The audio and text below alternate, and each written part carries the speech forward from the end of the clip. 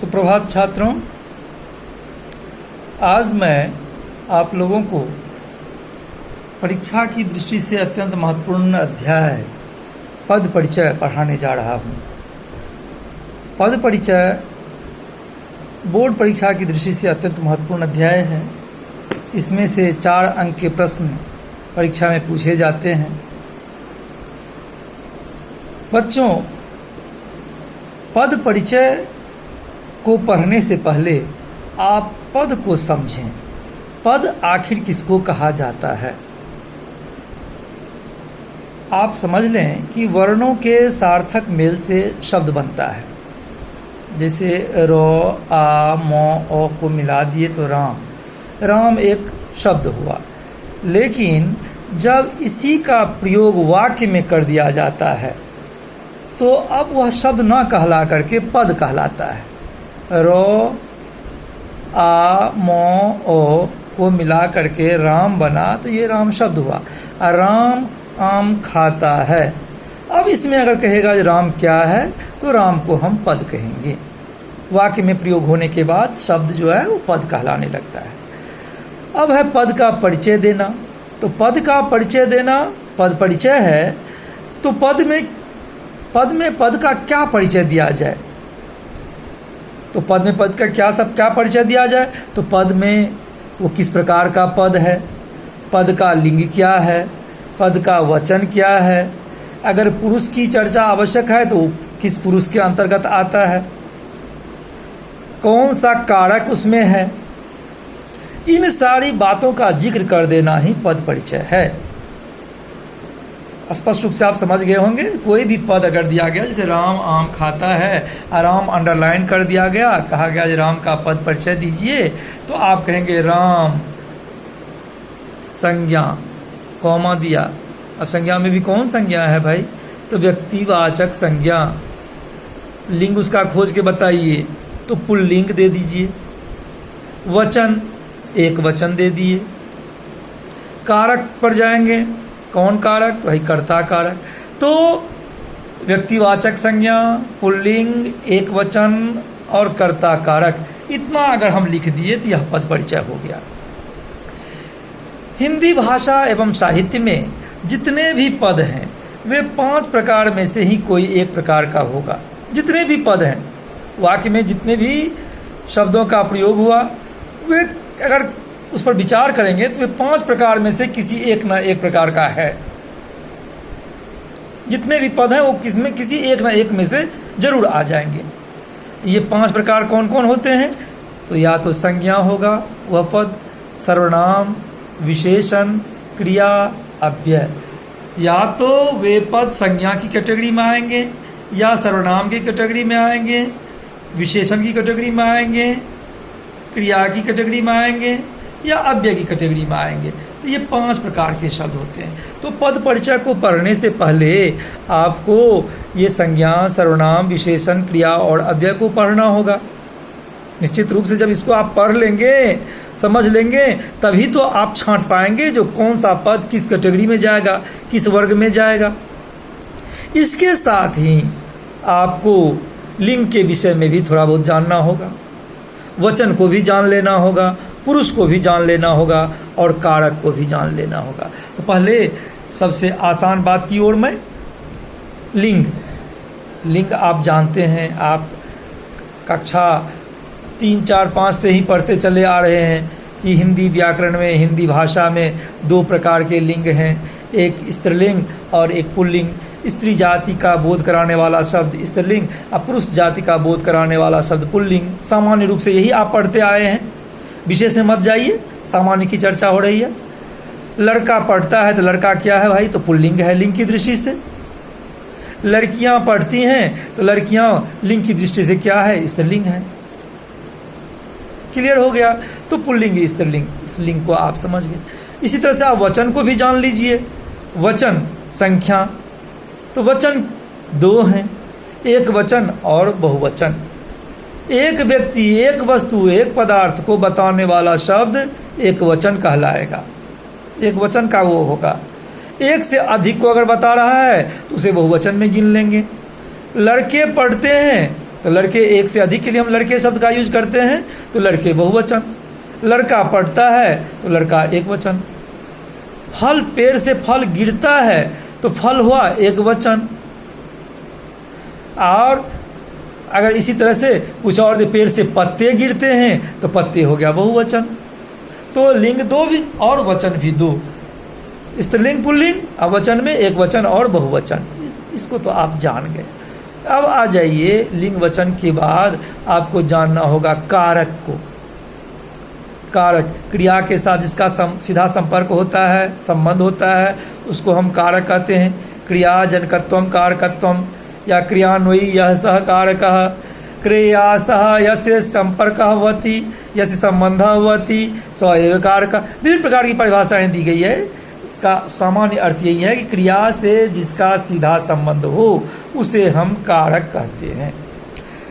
हिंदी व्याकरण के अनुसार कारक के 8 भेद हैं। ये सब आप पढ़े हैं, आपको 9वीं कक्षा में मैंने ही एक बार पढ़ाया है, 8वीं में भी आप पढ़े होंगे, 7वीं में भी पढ़े होंगे। इसलिए इस पर मैं अधिक नहीं जाना चाहता हूँ, केवल आपको याद दिलाने के लिए मैं उसकी पुनरावृत्ति कर रहा हूँ। तो कारक के 8 भेद, सबका अपना अपना सामान्य रूप से चिन्ह भी है, आप पढ़े भी होंगे। कर्ता ने कर्म को करण से के द्वारा संप्रदान के लिए अपादान से संबंध का के की अधिकरण में पर संबोधन है अरे अभी। तो काम करने वाले को कर्ता कहते हैं, क्रिया का फल जिस पर पड़े उसको कर्म कहते हैं, जिसके द्वारा कोई काम किया जाए उसको करण कहते हैं, जिसके लिए कोई काम किया जाए उसको संप्रदान कहते हैं, जहाँ से कोई वस्तु अलग हो उसको अपादान कहते हैं। दो व्यक्ति वस्तु पदार्थ के बीच में जो संबंध रहता है उसको हम संबंध कहते हैं। जहाँ पर या जहाँ जिसमें कार्य हो उसको अधिकरण कहते हैं। पुकारने बुलाने को संबोधन कहते हैं। तो ये सब आपको मालूम है, निश्चित रूप से मालूम है। तो आप कारक भी पकड़ लेंगे। जैसे राम फल खाता है, अब फल को अंडरलाइन कर दिया। अब मैं पूछ रहा हूँ जो कारक की दृष्टि से बताओ इसमें कौन सा कारक है, तो खाने का फल पड़ रहा है, खाने का प्रभाव पड़ रहा है फल पर, तो फल हो गया कर्म कारक, राम हो गया कर्ता कारक। मोहन कलम से पत्र लिखता है तो कलम से कहेंगे कौन सा कारक, तो कहोगे करण कारक। पेड़ से पत्ते गिरते हैं, पेड़ से अलग हो रहा है पत्ता, तो अपादान कारक। राम की गाय काली है तो राम की कौन सा कारक, तो संबंध कारक। हे कृष्ण इधर आओ तो हे कृष्ण कौन सा हुआ, संबोधन हुआ। विद्यालय में बच्चे पढ़ते हैं, विद्यालय में जहां पर कोई काम हो रहा है अधिकरण कारक। तो इसको आप जानते हैं। इसी तरह से आप एक चीज और जानते हैं, जानते हुए परीक्षा में छोड़ देंगे, इसीलिए मैं बतला रहा हूं। पुरुष, इसकी भी आवश्यकता आपको पड़ेगी। पुरुष को भी मैं बता देता हूं। पुरुष, आप जानते हैं जो वाक्य हम बोलते हैं ना, उस वाक्य में कोई बोलने वाला होता है, कोई सुनने वाला होता है, किसी की हम चर्चा करते हैं ना।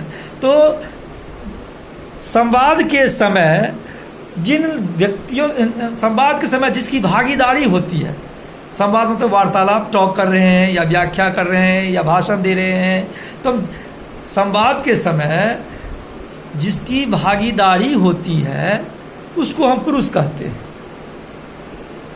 तो जो बोलने वाला होता है उसको उत्तम पुरुष कह देते हैं, स्पीकर उत्तम पुरुष हो गया। सुनने वाला जो होता है उसको मध्यम पुरुष कह देते हैं, और जिसके विषय में हम कुछ कह रहे हैं उसको अन्य पुरुष कह देते हैं। तो सुनने वाला, बोलने वाला, सुनने वाला और जिसके विषय में कहा जाए, तो मैं, हम उत्तम पुरुष, तुम लोग मध्यम पुरुष, वह, राम, मोहन, सोहन, जॉन, करीम, ये सब हो गया अन्य पुरुष, ये होते हैं। तो इन सारी बातों को आप जान लिए। अब आपको मैं यह बताना चाहता हूं कि अगर संज्ञा संबंधी कोई पद मिल गया, अब उसका पद परिचय करेंगे, तो क्या खाली संज्ञा लिख करके छोड़ देना उचित होगा, या संज्ञा का जो भेद होता है उसकी भी चर्चा कर देना चाहिए? तो भाई खाली संज्ञा कह देंगे। आप कौन हैं? आदमी। तो आप कौन हैं? हम आदमी हैं। तो आदमी कहने से तो आपका परिचय नहीं हो गया। आप पूरा बतलाएंगे ना, जो आपका नाम क्या है, आपके पिताजी का नाम क्या है, आप कहाँ हैं, कहाँ के रहने वाले हैं, सब कुछ बताएंगे, तब जाके आपका परिचय बनेगा। तो हम पद का परिचय देने जा रहे हैं, तो अगर संज्ञा संबंधी कोई पद आ गया है तो हम उसके भी भेद आदि की चर्चा कर डालेंगे। अब संज्ञा किसको कहते हैं? किसी व्यक्ति, वस्तु, पदार्थ के नाम को आप संज्ञा कहते हैं ना। ठीक, चलिए कोई बात नहीं। जैसे राम, मोहन, गंगा, पर्वत, आम, वृक्ष, ये सब संज्ञा है। इस संज्ञा के 3 मुख्य भेद माने गए हैं: व्यक्तिवाचक, जातिवाचक, भाववाचक। पुराने जमाने में 5 भेद माना जाता था: व्यक्तिवाचक, जातिवाचक, भाववाचक, समूहवाचक, द्रव्यवाचक। अब समूहवाचक, द्रव्यवाचक को भेद नहीं माना जाता है, उसको जातिवाचक में ही गिन लिया गया है। सही, उचित भी है। तो व्यक्तिवाचक संज्ञा कि जब किसी पार्टिकुलर व्यक्ति, किसी खास व्यक्ति, स्थान, पदार्थ का नाम आ जाए ना, तो उसको आप व्यक्तिवाचक समझिए। जैसे राम पढ़ता है तो राम तो नाम हो गया ना, तो राम पढ़ता है तो राम क्या है? तो भाई संज्ञा तो है, किसी का नाम है, एक खास का नाम है। राम इधर आओ तो राम ही आएगा, मोहन सोहन जौन कोई नहीं आएगा। तो राम व्यक्तिवाचक संज्ञा। गंगा का जल अमृत है। अब गंगा का जल, तो गंगा के जल को ही अमृत बोले हैं, तो गंगा जल अमृत है तो गंगा जल हो गया व्यक्तिवाचक संज्ञा। खाली जल कह दिए तो वो व्यक्तिवाचक संज्ञा नहीं हुआ, वो जातिवाचक। जब किसी खास नाम को ना बता करके हम जाति संबंधी शब्द बोल दिए तो वो जातिवाचक। जैसे कुत्ते भौंकते हैं, तो कुत्ता में कोई नाम अगर हम देते हैं, डॉगी भौंक रहा है, शेरू भौंक रहा है, तो डॉगी शेरू हो जाएगा व्यक्तिवाचक। कुत्ते भौंक रहे हैं तो कुत्ते हो गया जातिवाचक। क्लियर है? कोई कंफ्यूजन नहीं। अब आ जाइए, व्यक्तिवाचक जातिवाचक हो ही गया। अब आइए भाववाचक।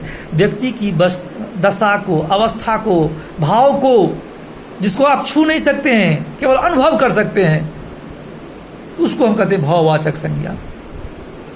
बुढ़ापा, जवानी, बचपन, लड़कपन, मिठास, खटाई, तो ये सब जो शब्द है, खटास, ये सब जो शब्द हैं, ये सारे के सारे शब्द आ जाते हैं भाववाचक संज्ञा में। तो अब अगर आपको कोई संज्ञा शब्द है सामने में आया हुआ और उसका पद परिचय करने के लिए कहता है, जैसे देखिए मैं एक उदाहरण था, रमेश पढ़ता है, तो रमेश तो किसी का नाम हो गया। अब रमेश अंडरलाइन कर दिया हूँ, कहता हूँ इसका पद परिचय कीजिए, तो रमेश आप लिख करके डैश दे देंगे। आप बताइए तो कौन संज्ञा है? तो संज्ञा तो है, नाम है तो noun is a naming word, तो नाम है तो संज्ञा है। अब संज्ञा है तो संज्ञा में 3 भेद में से कौन भेद? क्या रमेश कहने से सबका बोध होता है? तो नहीं, रमेश कहने से एक का बोध होता है। तो रमेश खास का नाम हो गया, तो रमेश को कह देंगे व्यक्तिवाचक संज्ञा। कर दे सकते हैं आप। अब आइए इसका लिंग बता दीजिए, तो रमेश कौन लिंग में है? कोई भी बोल सकते हैं आप में से, जो रमेश पुल्लिंग है तो लिंग भी हो गया। अब आ जाइए वचन में, कौन वचन है भाई? रमेश कहने से एक रमेश की बहुत रमेश, तो रमेश कहने से एक का बोध हुआ, एक वचन। आपने व्यक्तिवाचक संज्ञा कह डाली, पुल्लिंग कह डाला है, और उसके बाद आपने एक वचन भी कह दिया, हो गया आपका पद परिचय। अब थोड़ा सा बच गया रमेश। अब कारक पर आ जाइए, रमेश पढ़ता है, पढ़ने वाला कौन है? कौन पढ़ता है? रमेश। क्रिया में कौन लगा के प्रश्न कीजिए, उत्तर मिल गया तो उसको कर्ता समझिए, तो कर्ता कारक। इतना दे दीजिए, आपका हो गया पद परिचय। तो आज मैंने आप लोगों को पद परिचय में, पद किसको कहते हैं, पद के परिचय में क्या क्या देना होता है, संज्ञा का अगर पद परिचय करना होता है तो कैसे पद परिचय किया जाता है, इतनी बातों की जानकारी दी है। अब दूसरा जो वीडियो भेजूंगा, दूसरा जो वीडियो बनाऊंगा, उसमें सर्वनाम, विशेषण, क्रिया, अव्यय आदि को क्रमशः आपको बताने का प्रयास किया जाएगा। आप सब इसको ठीक से पढ़ लीजिएगा, 2 बार 3 बार सुनिएगा। उसके बाद आपके पास जो व्याकरण की किताब होगी, उस व्याकरण की किताब से भी उसको देख लेंगे, आपका ज्ञान पुष्ट हो जाएगा और परीक्षा में आप अच्छे अंक पाने के लायक हो जाएंगे। आपको बहुत बहुत धन्यवाद।